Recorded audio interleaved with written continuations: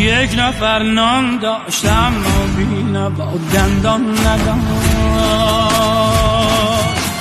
آن یکی بیچاره دندان داشتم نان نداشت.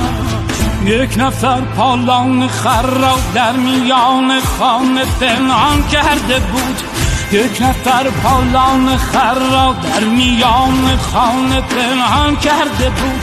آن یکی با بار خر میرفت و خر پالان نداشت. یک نفر فردوس را ارزان به مردم میفروخت، نقشه ها کو داشت در پندار خود شیطان نداشت. هر کجا دست نیازی بود بر سوی دراز، رعیت بیچاره بخشش داشت اما خان نداشت.